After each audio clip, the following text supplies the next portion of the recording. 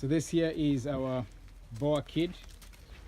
This one here, she's our only kid, Boer kid born here at the farm. She was born weighing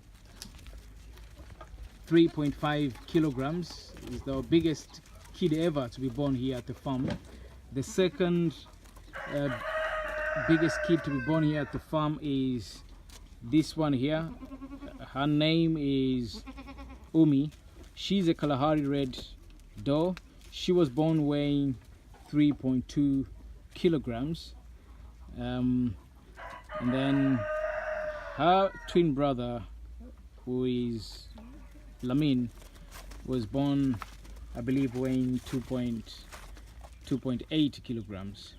This is their mother, called Maria, and that's the mother for our only Boer kid that is born here at the farm.